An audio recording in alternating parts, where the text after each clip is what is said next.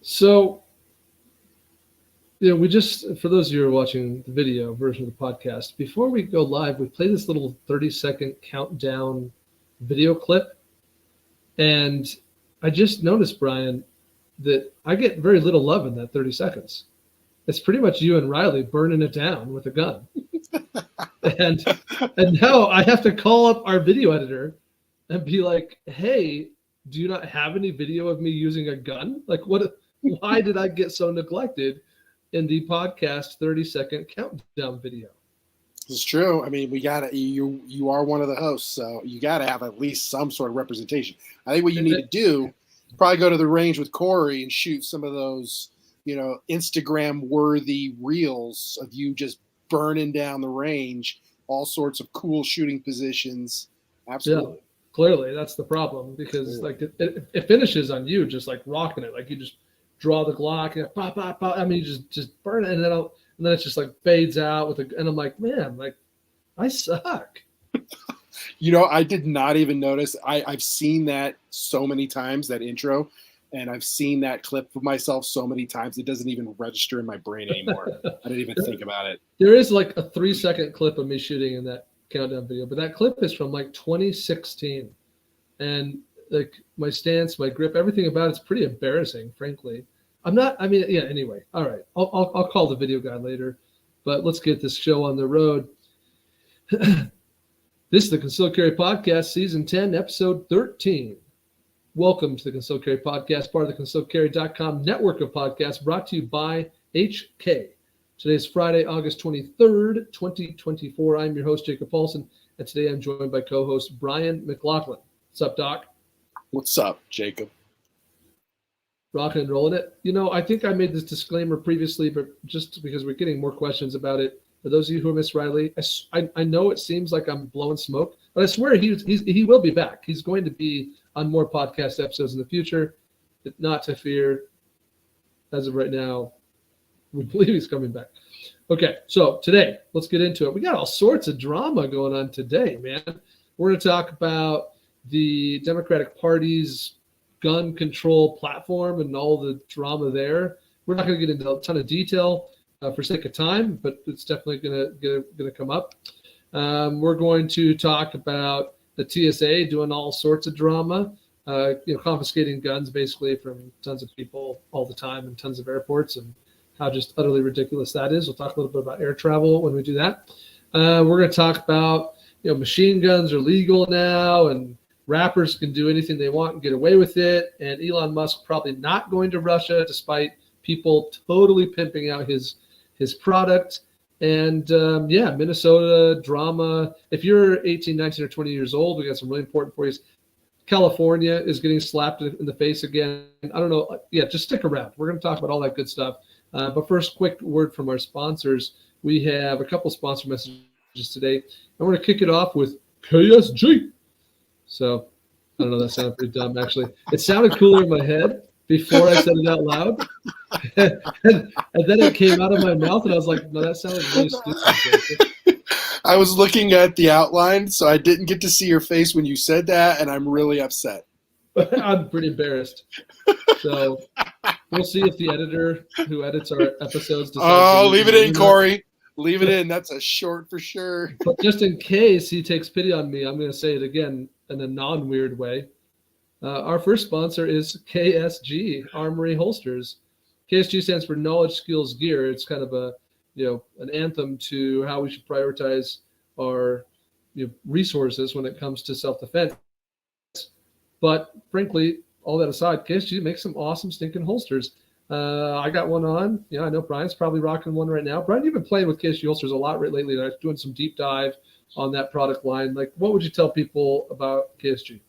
One of the things I like the most about KSG is the workmanship. Like the work that goes into making the holsters is quality. I used to have a holster company where I made Kydex and leather holsters back before I picked up with concealedcarry.com. And so I know a thing or two about how to make one. And KSG Armory, they make good stuff made in the U.S. by people that really care about the product and use it every day. So I think it's a very quality product. True that. All right, folks. So with that in mind, well, I'm going to hold our other sponsor messages till later in the episode today because we got time. We'll talk about other cool stuff. Let's get into our first story. Let's dive right in. So we just got done with the Democratic National Convention, the DNC. Okay, where all the Democrats gather together and say, "Hoorah! Let's go win this thing!" And this is what we're going to talk about in our campaigning. And the other guy sucks. Stuff like that. So, actually, before we do that, I do need to make an apology. We had a listener reach out to us a couple weeks ago now. In fact, this apology has been due for a little while, and we've just been traveling, doing all sorts of things. And I just got reminded in my brain, so I wanted to say something out loud. A couple of episodes ago, Brian and I, you and I did an episode focused on the assassination attempt of Donald Trump. And in that episode, I can't remember who said it. You or I said something like to the effect of Donald Trump doesn't have a lot of friends. Like that, more or less, that's what we said. And we got called out. This dude emailed us and he's like, dude's won an election. Like, in fact, the guy who emailed us said he's won 2 elections. That's certainly debatable. Some people out there don't agree with that, but he's won at least one. He's got friends, and he's got a chance at winning at least a second, maybe a third one, depending on your perspective. So I just want to clarify: we don't think that Donald Trump has no friends. I think what we were trying to communicate in that episode, in that moment, was that he has a lot of enemies, and that was the point of what we were trying to say. Is like, dude just got shot at. Donald Trump has a lot of enemies, people who just outright absolutely hate the man. And so just wanted to apologize to our listeners. We were being facetious, or we were trying to communicate something and said it in a weird way, and that's not what we meant or intended. So apologies. All right. Now let's talk about the Democratic National Convention. So, Brian, lay it down on us. What are the Democrats doing gun-wise at the convention? Well, it was a top topic of the platform of the Democratic National Convention, and this was held recently. Last week or so. I can't really. It doesn't say at the moment, but part of the 92-page. Yeah, I mean, just barely finished. Yeah.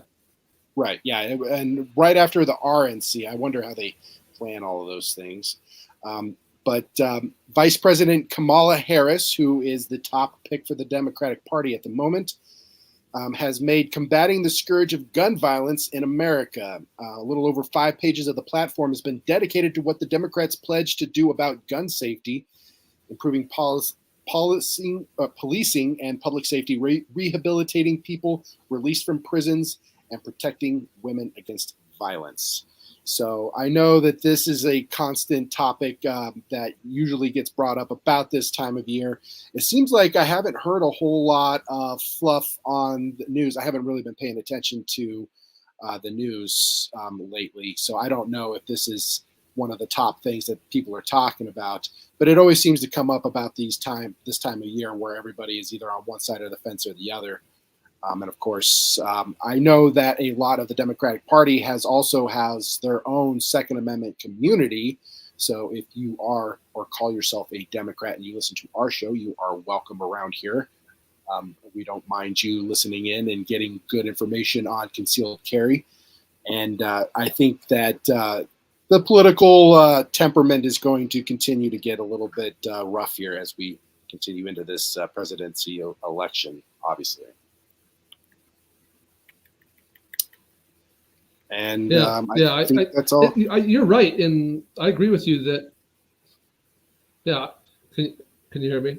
Yes, I'm listening. Yeah, I got you. Sorry, my internet having troubles. Am I here? Okay, sorry, Corey. Fix that. So, I agree that I have not seen. Okay, my perception is that gun control has not been a major talking point in the campaign so far this year. If you go back and look at the debate. Right, the Trump-Biden debate that everyone said, "Oh, Biden's old and he needs to get out." Like that debate, there was not a single question in that debate about firearms, not one. Right. So I think we're hearing a lot about immigration. We're hearing a lot about the economy and inflation. Those seem to be major talking points. A little bit about justice reform, crime, policing. But as far as the gun control thing, while traditionally, most Democrats are anti-gun and most Republicans are pro-gun. We've not seen that be a big part of this campaign. And at the DNC, the 94-page document that's sort of like, this is what we believe, this is what we're all about. Like, if elected, this is what we're going to do. That 94-page document's got a lot of stuff in there, 5 pages that kind of address this thing. In fact, I'm going to read directly from that document. So this is the Democratic National Party platform statement, 94-page statement. And here's a selection from it. Quote, Democrats will establish universal background checks, a step supported by the vast majority of Americans, including gun owners. We will once again ban assault weapons and high-capacity magazines. We will require safe storage for guns. Democrats will end the gun industry's immunity from liability so gun makers can no longer escape accountability. We will pass a national red flag law to prevent tragedies from keeping weapons out of dangerous hands. We will increase funding to the Bureau of Alcohol, Tobacco, and Firearms for enforcement and prosecution, and to the Federal Bureau of Investigation for firearm background checks. And because the gun violence epidemic is a public health crisis, we will fund gun violence research across the Centers for Disease Control and National Institutes of Health, as well as community violence interventions. That's a short paragraph. It takes up less than 25% of one page of 94 pages of content, 5 of which kind of talk about this topic.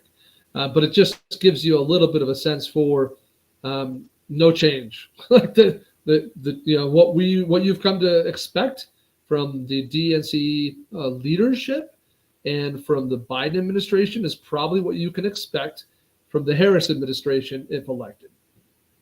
Yeah, it seems like there's, I don't know, it doesn't seem like anybody's trying to come to an agreement. It just feels like with these types of, I don't know, it feels like demands are way over the top. Like, obviously, most Second Amendment people aren't going to agree with most of those topics, maybe in some form of them, but not as heavy-handed as those appear to be. Those just seemed heavy-handed to me, at least a couple of them. And I can't imagine why they would approach it in that particular way when their whole goal is change. Yeah, all of those proposals suck and are stupid and bad.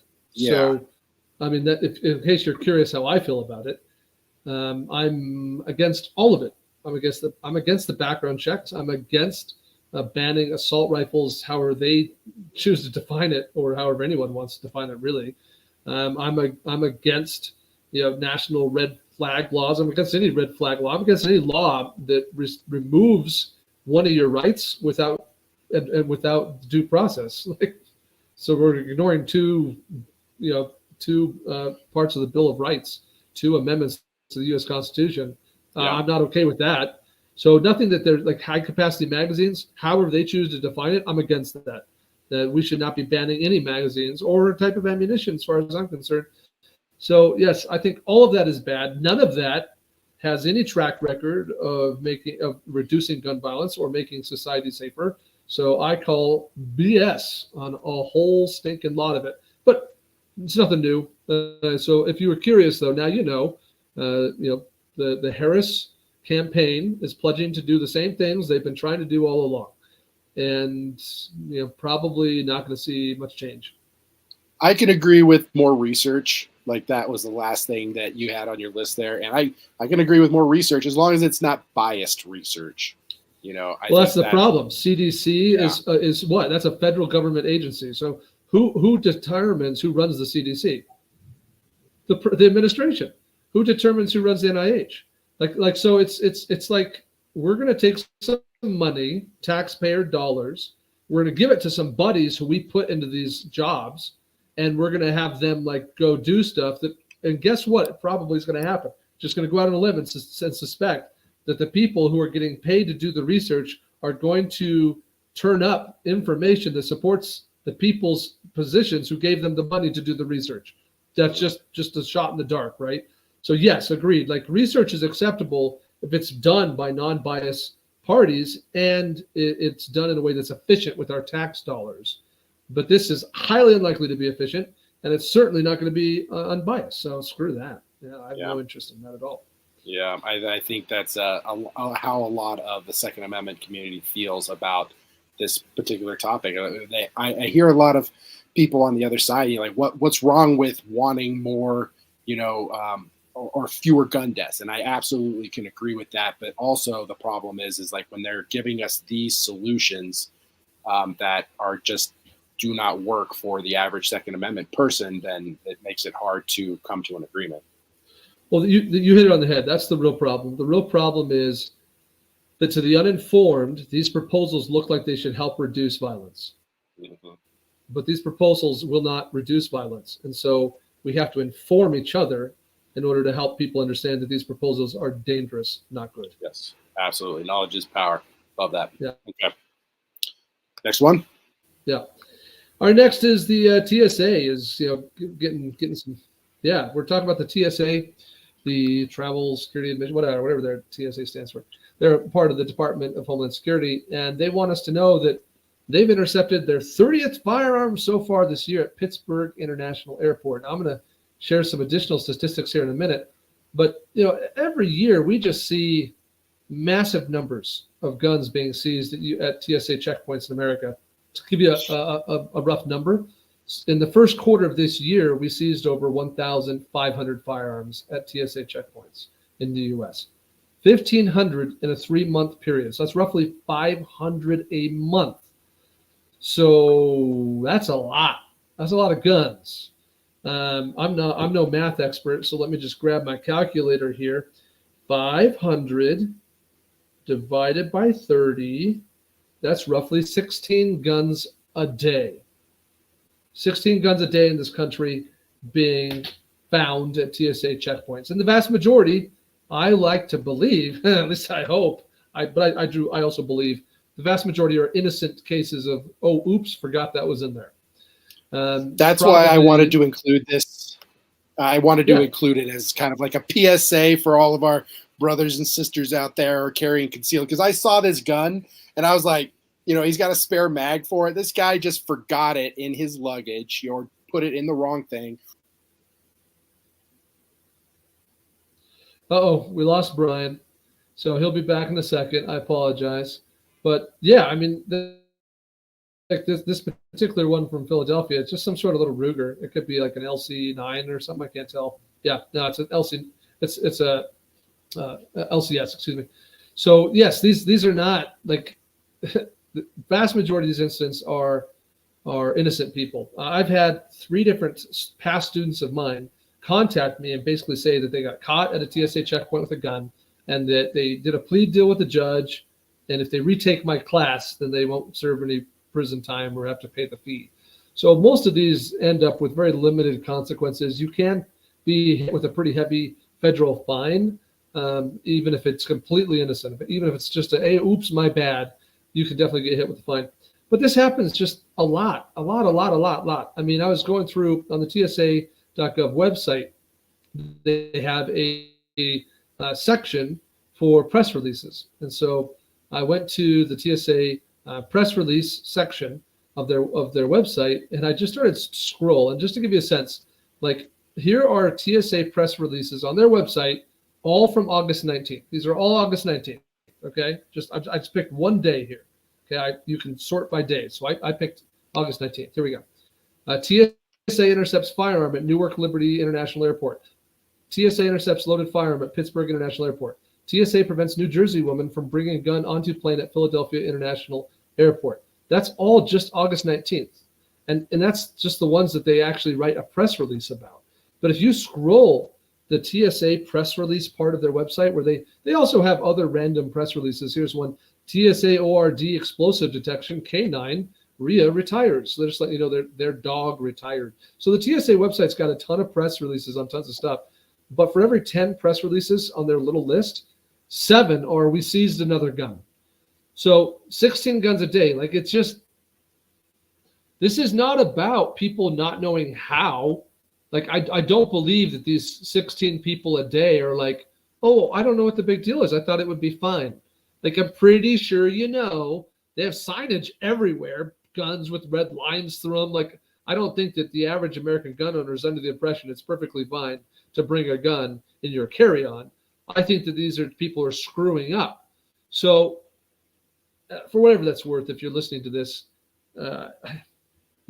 I'll give you this one tip. I don't use bags during air travel that ever have guns in them. I just don't do it. So like I have a common backpack that I use when I go on a plane. I just never put gun or ammo in that backpack ever. Like it's a clean bag, right? So that I know that I never, like it's just not an issue. And despite that, I still do an audit before I head to an airport. I go through every pocket in every bag that's going to go on a carry-on. I just check because I mean, no, I just do not want that hassle. You're a lot smarter than me, Jacob. I have given so much cool gear to TSA. Like there are dudes walking around with some cool gear that I have lost because I am just a dork when it comes to that. Like I've fully loaded magazines and high-end multi-tools and all sorts of cool stuff. Like I'm better at it now because I'm tired of losing that gear. So now I have been making sure I run through all of my pockets to make sure I get all that stuff out. But this is why I kind of wanted to include this in news story as a TSA PSA that we have. To our concealed carry brothers and sisters out there, check your stuff before you go out. Because this guy, like you said, clearly he wasn't trying to sneak a weapon on board.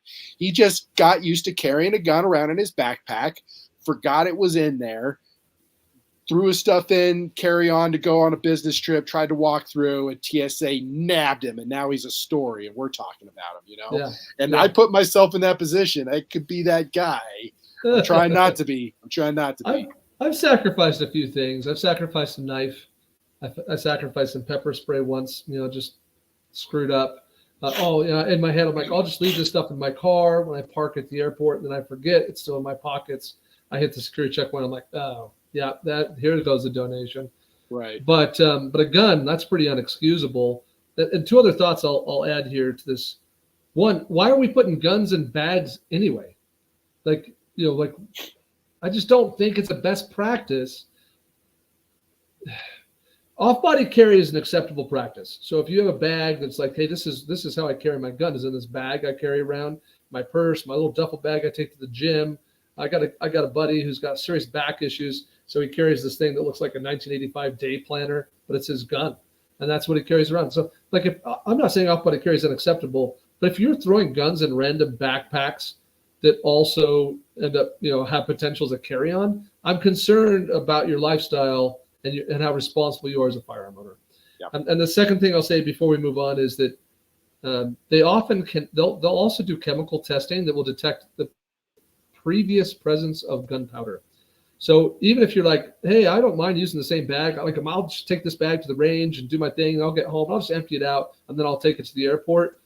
Like, good job emptying it out. Good job making sure that thing is clean. But it still could set off some alarms. And when they, test it, and they're like, ooh, this thing had gunpowder, it's probably going to make you late for your flight. I mean, it's probably not a big deal in the end, but it's going to be a less fun trip to the airport for you. Should I tell my EOD TSA story? Yeah.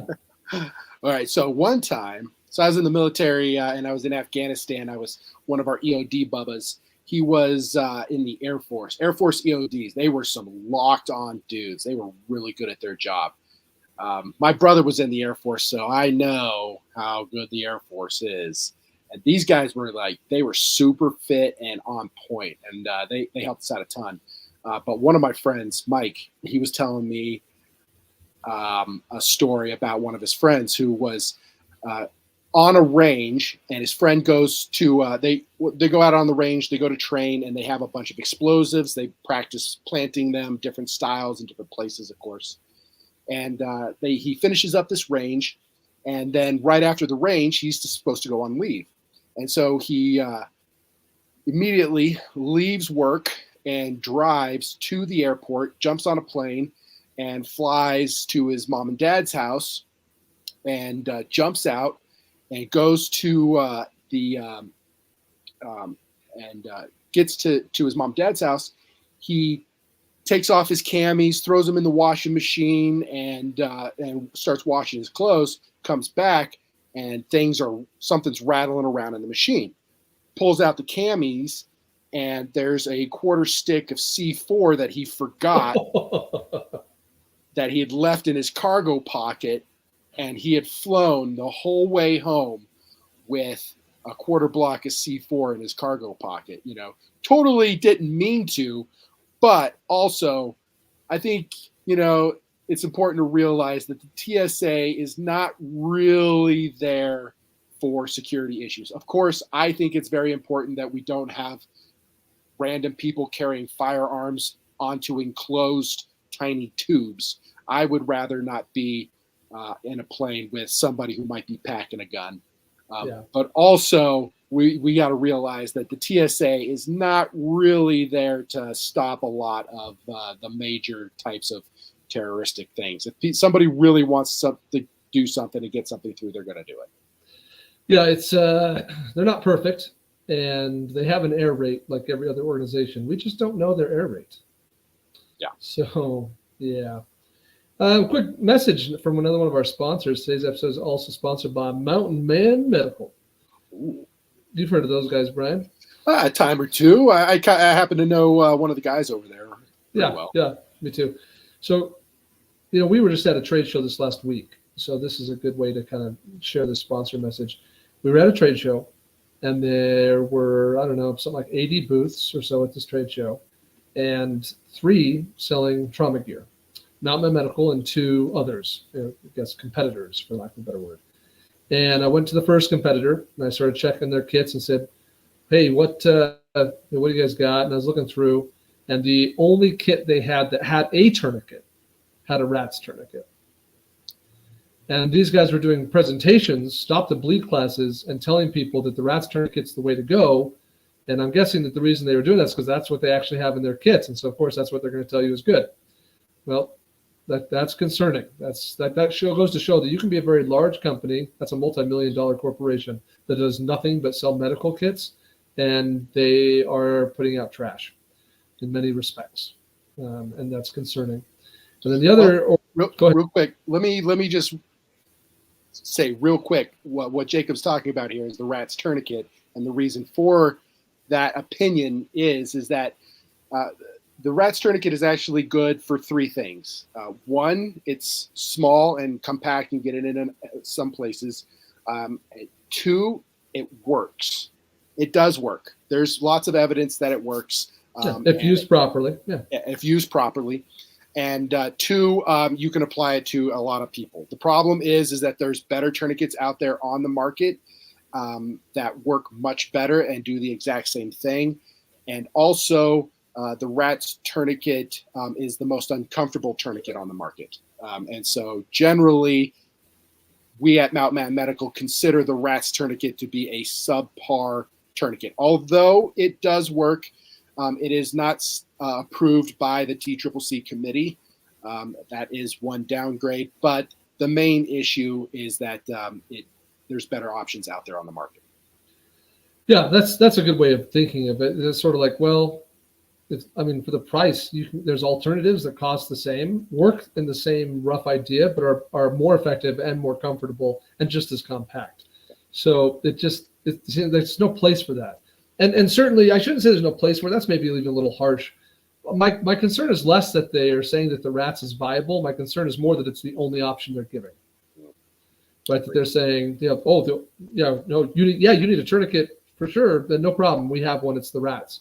So I would have no issue if they said, hey, we got these 6 tourniquets. One of them's the RATS. Like, choose the one you want. That might impact the price of your kit somewhat. No problem. But that's the only one they're willing to source and add to kits. And they have kits labeled as trauma that have no tourniquet in them at all. So anyway, concerning. Yeah. And anytime and the I other pick vendor up at the show. Right. Go ahead. Well, anytime I pick up a trauma kit. I'm going. The other vendor at the show that was selling med kits similarly was concerning. I went and checked in, and they were really first aid kits. They were Band-Aids and such. So Mountain Man Medical is really the only vendor at that show that was selling true trauma kits with top-notch quality gear. And we find that a lot. So anyway, for whatever that's worth, Mountain Man Medical.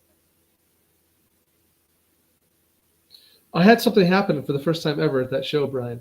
Someone walked up to the Mountain Man Medical booth, and they said, hey, are you all from Wyoming?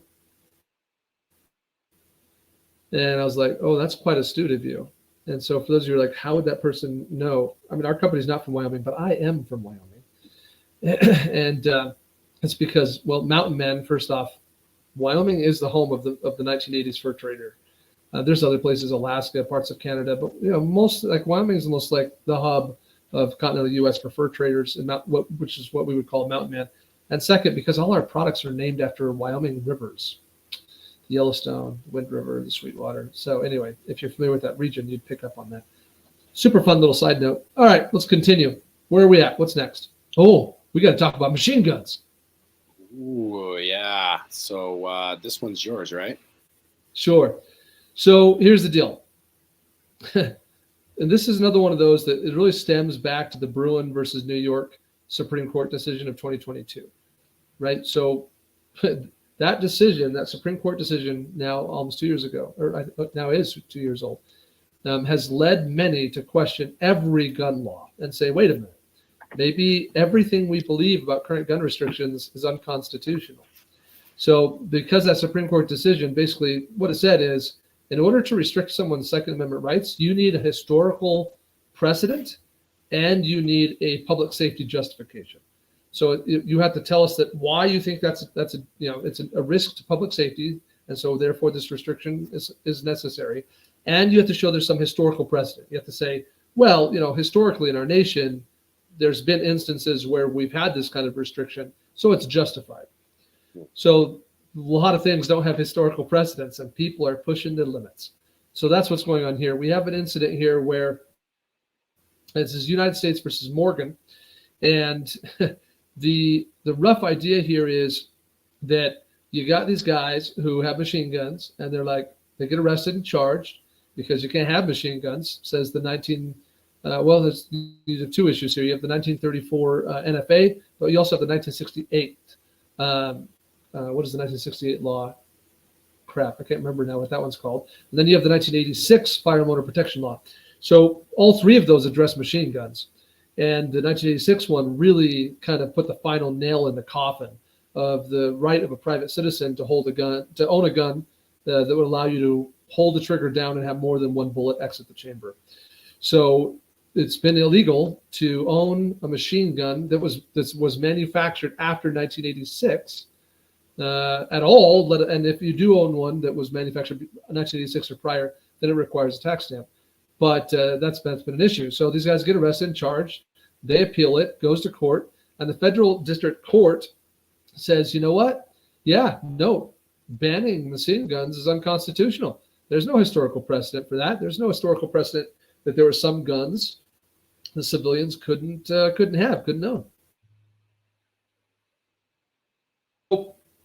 So that's where we're at now, is that basically, at least in that district, machine guns are arguably now legal, and that could obviously have impact on the whole country. Now, it's not the final word on this topic, but it will get appealed again.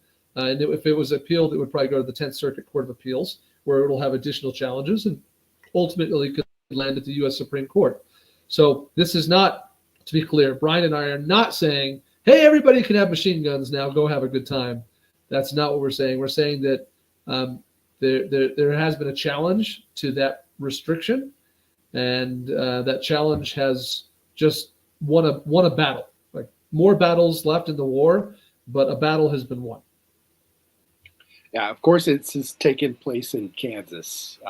I was trying to remember. I was like, where is this taking place again? I was like, oh, Kansas. That makes more sense. We definitely have some people out there that probably are okay with machine guns a lot more. I mean, the point of having a machine gun is kind of ridiculous. I know, like, the whole point of, like, in the military, I know that I never had to put my personal weapon on full automatic, and I don't know about the ideas about how many types of machine guns that civilians should be keeping. Like, what types of machine guns should they be allowed to have? An F-15 with Tomahawk cruise missiles, and the argument is that we need to maintain the balance of power, so we should be allowed to have those for the right of self-defense. But at the same time, like, I don't want some Joe Schmo who doesn't know how to operate, an F-15 and a cruise missile to, launch one into a school. So a lot of this kind of comes down to like who's buying these and why, and are they qualified to operate them? I think that could be a thing that could be said. Yeah, there's definitely a question for like where should a line be drawn, and if so, where? So I think what you're saying is that you perceive that there's potential viability to restricting certain kinds of weapons to civilians. Maybe we shouldn't be able to buy RPGs, or if you got a lot of money, maybe we shouldn't be able to buy a howitzer and drive it down the road. So there's maybe some viable restrictions, but how do we determine what those are is a super valid question worth asking. And this court case could be the thing that forces the Supreme Court to draw a line. So we'll, that's kind of how I perceive it. Yeah, well, I think it's kind of, I don't totally disagree with the idea of somebody needing to take a class to operate a dangerous weapon. I think if you are somebody who is a firearm owner, you should absolutely go and get a training for that weapon.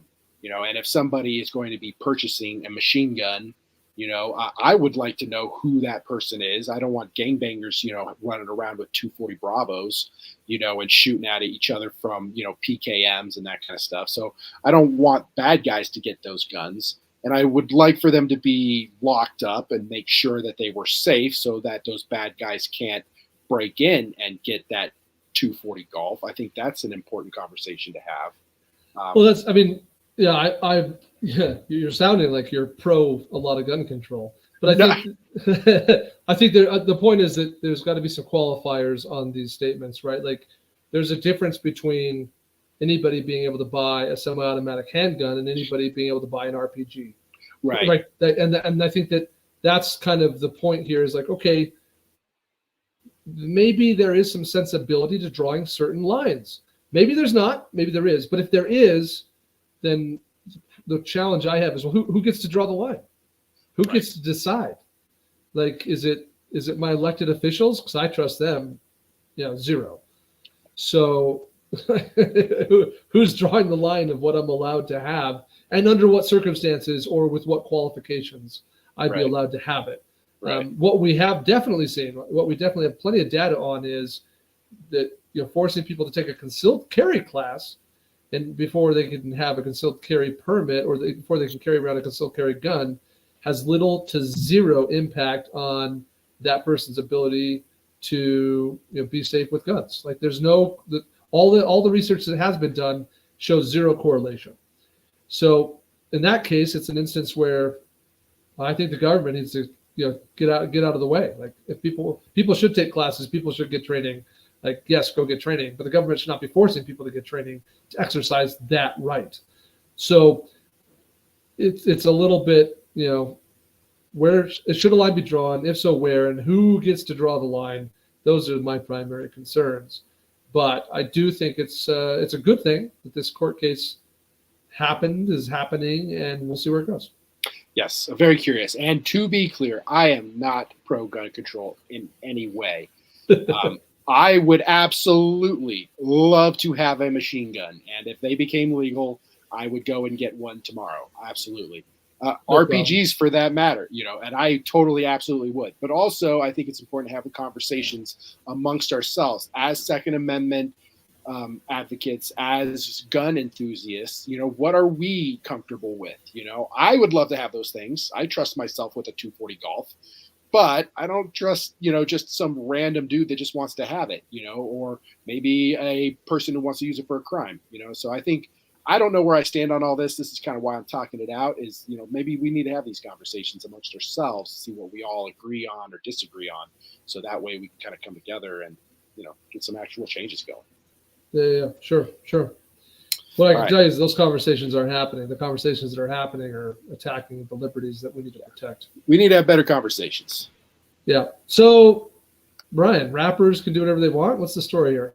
Oh, okay. So this is the one I'm most excited about. I went down kind of a rabbit hole with this one, because this one kind of interested me a little bit. I clicked on it, not really expecting too much. But this one is really interesting. Let me pull up my notes on it here. So this is an interesting case because it involves a rapper by the name of Black Youngsta, who has around 74 million plays on some pretty some music. I think you could call it. He has one hit called "Booty," which has 74 million plays. I listened to it. I was not a big fan. It's not really my style of music, I think.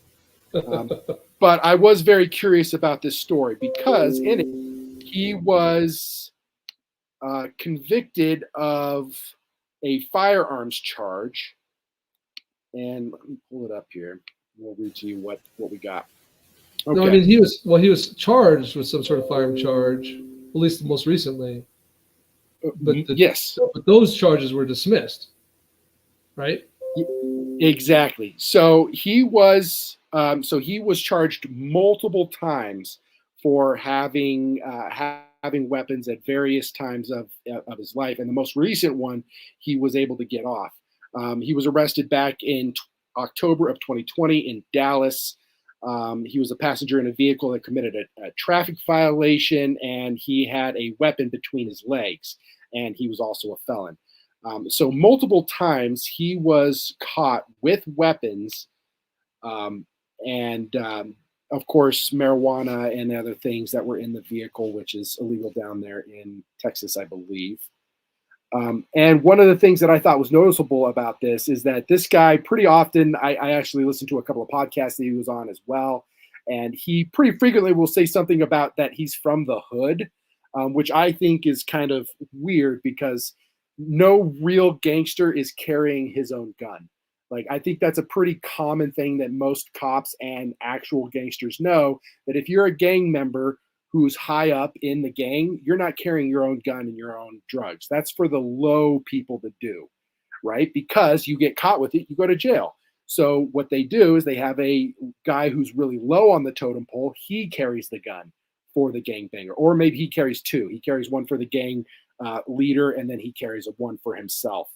So that's a pretty common thing to do. So I think it's kind of weird when these guys are trying to be gangster in hood by getting caught with weapons on them, because no real gangster would ever let that happen. And so I thought that was just very interesting. But what really stood out to me was that he was sentenced to a minimum sentence, and he was able to get off multiple charges he was placed on. And even though it was clear and notable that he was an issue here, he was able to get off.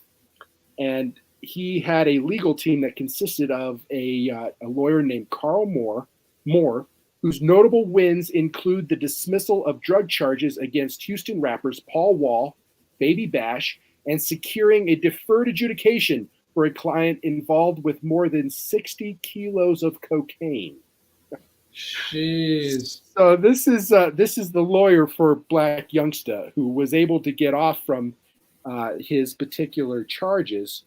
And Carl Moore is a lawyer who is also notably represented 6ix9ine. Daniel Hernandez, who goes by the rapper name of 6ix9ine, pled guilty in 2015 for a felony count of the use of a child in a sexual performance and received a 4-year probation. Amongst other types of racketeering charges, conspiracy to commit murder, armed robbery in February of 2019. And during the prosecution, he testified against 9 Trey gang members and was sentenced to 2 years in prison. He had a minimum of 47 years that he was facing, but because of his plea deal that he did, where he ratted out the rest of his gang, he only had to serve 2 of those years. But then he was granted early release during the COVID pandemic because he had an asthma condition.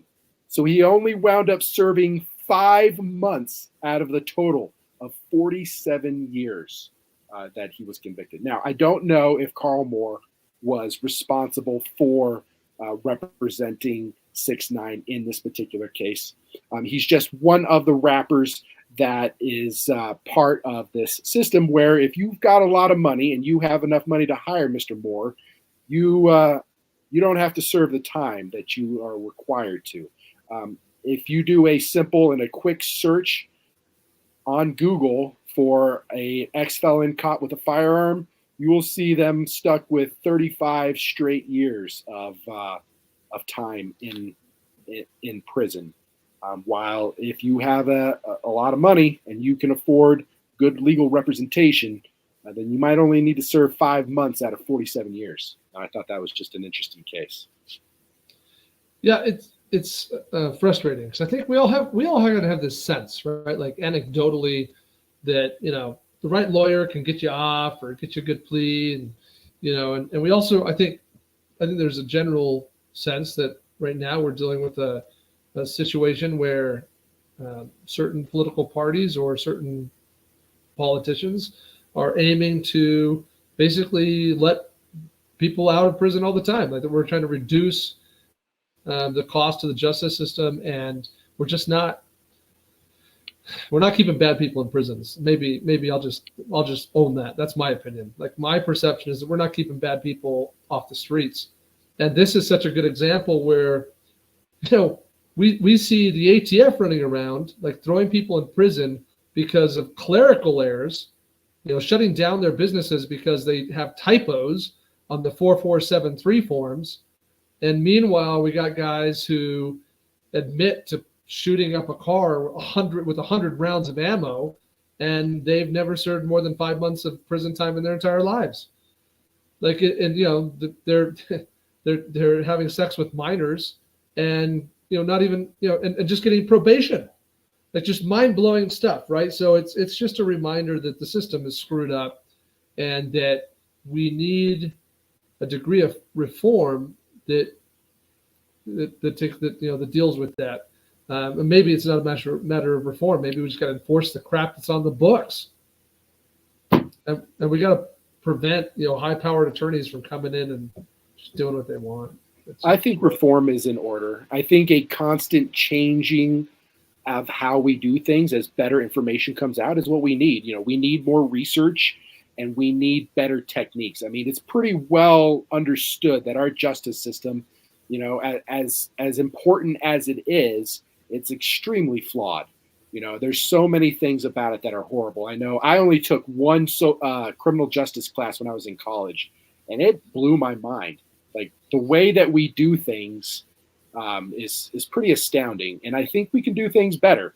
Our goal should be to recuperate the person, to reintegrate them into society as a productive member of the society, because they're outside of the fringes, they're not obeying the rules or the laws of society, and they're getting in the way of the progress of that society. So if they don't abide by those rules, that's bad for all of us as a rule. So these people that break the rules, we don't need to lock them away forever, because then what good are they to us? That's a throwing away the problem. That's not a fixing the problem. I think we need to have a recuperation of that person and reintegrate them into society as a productive member of it. And I think that's our key. Well, I think that's a what's the word I'm looking for? That seems like a theoretic objective that we want to try and put in practice, but it's also practically not universally possible. Like there are some people who are not reformable, I guess is what I'm trying to say. And what we can't do is keep having repeat offenders going back on the street. We can't have people who keep committing the same crimes over and over and over again, and we just keep putting them in prison and then letting them go, putting them in prison and then letting them go. Clearly, yes, we are sucking at helping that person, right? We're sucking at reforming that person. But there's also going to be some acknowledgement that taking someone who we have no reason to believe has changed anything about themselves and putting them back out on the street to do it again is also a pretty crappy plan. So that's, when we say like the system needs reforming, I think there's a lot of elements of that need reforming. We saw a massive drop in crime in the 90s. America had this huge, campaign, for lack of a better word, against crime in the 90s. Like we didn't like what was happening in the 80s. So in the 90s, you saw a massive increase in police presence, number of officers per 1,000 people dramatically increased across the nation. Prison sentences and sentencing and just, I'll call it legal toughness dramatically increased. We became the most incarcerated nation on the planet, right? There are more people, a higher percentage of our population is behind bars than any other civilized society on earth. Yep. So that's concerning, right? It's like, wow, like, man, we must be really horrible people. But on the same token, I don't want criminals on the streets. So either we gotta address all the issues, right? We gotta figure out how to, fix the home. Like there's some moral foundational elements where we just don't care that people are, growing up in a society where they're being taught to become criminals or they're incentivized to commit crime, right? So we have to reduce those challenges. Like we have to help the home. We have to help parents be better parents and teach good morals. Like there's all sorts of stuff we got to do. But I am definitely opposed to letting criminals back out on the streets to do it again. I agree. That can't be allowed. Yeah. And we can't give people probation when they commit heinous crimes. Yeah, I think part of the thing is we need better techniques for reforming the criminals.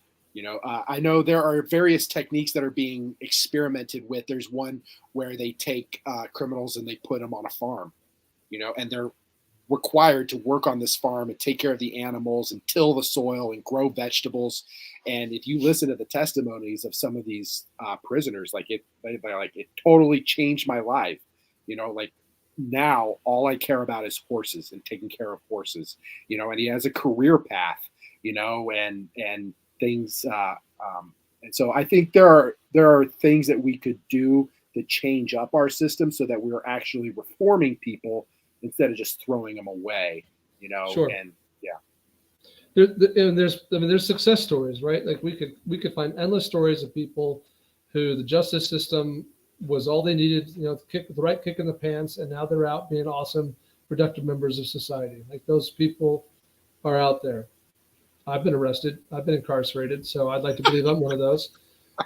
Fun story for the podcast listener one day. It's really not a good story. I was incarcerated for all of about 60 minutes. You were bar fighting? What? No, it was much lamer than that. It really is so lame. It's embarrassing I brought it up at all. I was just trying to be funny. But the point is that yes, there are people who are success stories, but we have just as many examples of the opposite. People who we fail to reform, and then we release them early. We put them on probation. We give them a slap on the wrist, and they just go out and do it again. And so we can't allow that crap. Yeah. And when there's effectively society predatory attorneys, we need to identify those patterns and be like, what's going on? How is it that this dude is getting career criminals? If you click on the article in the show note, guys, you get this dude's basically his rap sheet and other examples. It's bad. There's nothing good about this person. It's not like, oh, you made a mistake once. No, that's not what's going on here. So anyway. Yeah, I don't have respect for somebody who does that kind of crap while they're rich. Okay, if you're super poor and I don't do this, I don't eat. All right, it's still bad, but I get it. But if you're rich and you're still doing this crap, you're a moron. That is so dumb to me. I don't get it. Well, I suspect that they would say that this is how they got rich is by doing this stuff, but I don't know. I'm just making that up. All right, we're getting short on time, so we only have a couple minutes left. So I'm gonna go through this next one real fast. Does that seem fair, Brian? Yep. Okay, cool. So here's the deal. The Chechnya president so basically in Russia, you got this guy who got a Tesla Cybertruck and he mounted a machine gun on it. It went viral. You can find pictures online. It's Googleable. We'll put a link in the show notes. And it's a whole thing. People are all like, oh my gosh, there's a machine gun in the Cybertruck. It looks super cool. I wasn't interested in the Cybertruck until I saw these pictures. But what's noteworthy is that this dude in Russia is now inviting Elon Musk to come to Russia to check it out. Like, hey, you want to see the coolest Cybertruck out there? Come see mine. Well, he also it's kind of crazy. He also Musk donated it to him, but Musk denies that. Yes. Some good political posturing there. Who's telling the truth? We don't know. But it's kind of fun. Another quick one we wanted to note. Go ahead. Oh, sorry. No, I was just going to say I highly doubt that Elon Musk donated that to Chechnya, and he came out publicly to say that he didn't.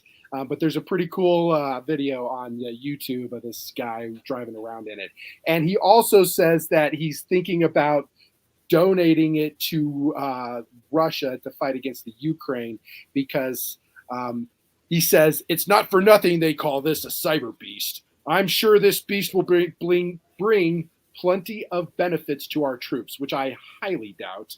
I don't think that Cybertruck will be useful on the front line at all. That would be a target for every tank and RPG in the area. That it's going to die in the middle of a battlefield somewhere. You want to be the guy who brought down the Cybertruck. Yeah, you're like, oh, guess what I just shot?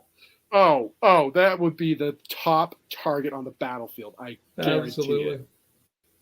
Another quick and fast one. We just want to let people know that KSG Armory, one of our sponsors today, updated the Revere holster to incorporate the clip grid. So that's a lot of words that don't mean anything to most of you. So the Revere holster is a light bearing holster. So it really specializes in a lot of the small, like TLR7 sub lights, for some of those kind of micro compact guns. So for those of you who are carrying like 365s or X macros, Glock 48s, 43Xs, Hellcats, and you're putting those really small TLR7 lights on there.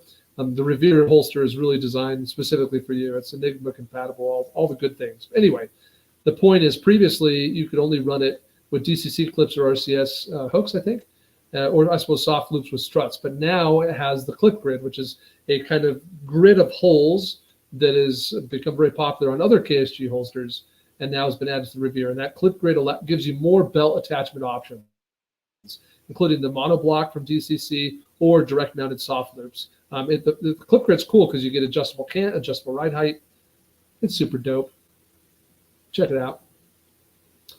And then I think we have time maybe for one more. Should we talk about Minnesota? Yes, we should. This is pretty interesting. So here's the deal. Worth versus Harrington is the case, and it was filed in June 2021, which is interesting because that means it was filed before the Bruin, New York Supreme Court decision of 2022. But the basic premise here is that in Minnesota, the state denies anybody under the age of 21 from applying for a concealed carry permit. But that's not that unique. Most states, including right here where me and Brian live, do not allow those under the age of 21 to apply for concealed carry permits. That's pretty standard. You have a handful of states who have like provisional permits. Like next to us would be Utah as an example. Utah, if you're 18, 19, or 20 years old, you can apply for a permit, but you get a provisional permit. It just has a couple of additional restrictions, like you can't take your concealed carry gun to high school with you, for example. You might be 18 years old in high school. So, it's got a couple of these little additional restrictions because it's provisional. And there's other states who have done similar things. But anyway, in Minnesota, it's just like, hey, you're under 21, forget it. And so these kids, took that to court and said, hey, no, we think that this, we're adults, that we can serve in the military, we can do all these other things. There's no reason we shouldn't be able to get a concealed carry permit. And the 8th U.S. Circuit Court of Appeals just denied a petition from the state to overturn the previous decision that agreed with those plaintiffs. So in other words, plaintiffs said we should have this right. The court said, yeah, you're right. It's unconstitutional to prevent you 18, 19, and 20-year-olds from having concealed carry permits. That was appealed by the state who didn't like that, they decided. And now this U.S., which one was it? The 8th U.S. Circuit Court of Appeals has looked at that and said, no, we are affirming the decision previously made that, in fact, that is unconstitutional, and these kids I call them kids. They're adults, but I'm getting old, so they feel like kids to me. But anyway, these young adults, we're affirming that these young adults should have that right, and that denying it to them is unconstitutional. So I don't know if this one will keep on rolling, if we'll see this one get appealed again and keep on rolling up the hill, or if that's the end of it. But at least in Minnesota, we now are going to see 18, 19, 20-year-olds, assuming that this is not going to be appealed, that they're now going to be able to apply for and get a concealed carry permit. How that will impact the rest of the country, probably not much at all for now, but it's a good sign. I'd like to hear your opinion on what you think about 18 to 20-year-olds being able to carry. And I kind of agree with that. I mean, if we are not going to remove that category from our list of military enlistees. There's no way. That'd be devastating. The primary category for everybody in the military. So you're not going to get rid of that. So you're going to tell me that these 18 and 20-year-olds can go off and carry a gun for our country and die there, and then they're not able to die here. Now, you could make the argument that in the military, you're pretty highly supervised for the most part.